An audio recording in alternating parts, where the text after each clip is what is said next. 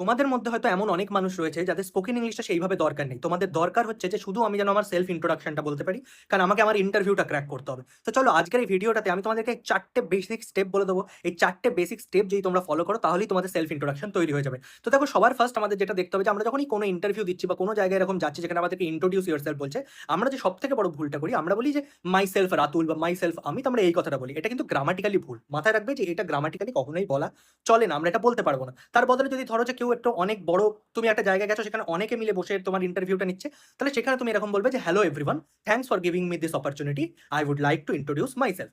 Hello everyone, thanks for giving me this opportunity, I would like to introduce myself. এটা যদি একজন বা দুজন থাকে তাহলে এভরিওয়ানের জায়গায় বলবে হ্যালো স্যার বা ম্যাম। বোঝাতে পারলাম?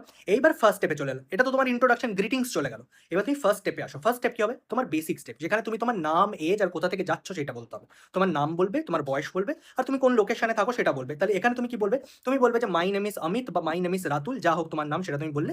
দিয়ে বললে আই এম 22 ইয়ার্স ওল্ড বা I am 30 years old, I am 35 years old, যেটা হবে সেটা বলবে। দিয়ে বলবে I belong to a middle class family, I belong to a middle class family. বা তোমার যদি ওয়ার্কিং ক্লাস হয় তাহলে বলবে I belong to a working class family. যেরকম হবে সেরকমটা বলবে, দেন বলবে and I live in Kolkata. বোঝা গেল?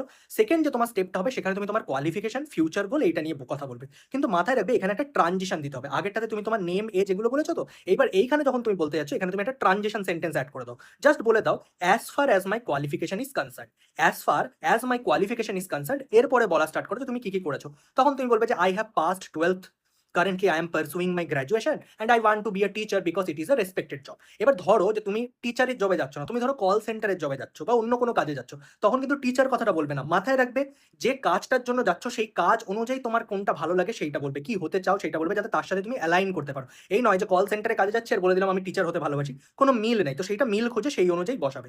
আর থার্ডে কি করবে? এবার নিজের ফ্যামিলি সম্পর্কে একটুখানি কিছুটা বলবে, আর সেখানেও একটা ট্রানজিশন বাক্য তুমি অ্যাড করে দেবে, যেমনটা আগেরটাই করেছিলে। বলবে as far as my family background is concern, there are 4 members in my family, বা 3 মেম্বার্স হলে 3 member, I like to read books and to play cricket. এরকম বলে দিলে যে আমি বই পড়তে ভালোবাসি, আমি ক্রিকেট খেলতে ভালোবাসি। আর শেষ স্টেপে তুমি কি করবে? তোমার কিসের স্ট্রেংথ পয়েন্ট কি রয়েছে, তোমার কি পজিটিভ পয়েন্ট রয়েছে, সেইটা সবসময় আমাদেরকে বলে আমাদেরকে ফিনিশ করতে হয়, কনক্লুড করতে হয়। তাহলে ফোর্থ স্টেপে তুমি সবসময় বলবে যে my strongest point is that I am a quick learner. এরকম সবসময় বলবে, দেখবে একটা পজিটিভ ইনফ্লুয়েন্স তৈরি করতে পারবে যে my strongest point is that I am a quick learner, that's all about me, thank you. এইটা বলে তুমি কনক্লুড করলে। আশা করছি আমার এই ভিডিওটা থেকে তোমরা জানতে পারলে যে সেলফ ইন্ট্রোডাকশন কোন 4টে বেসিক পয়েন্টের উপর বেস করে বানিয়ে নেওয়া যায়। আশা করছি তোমরা সবাই এটা দিয়ে বানিয়ে নিতে পারবে।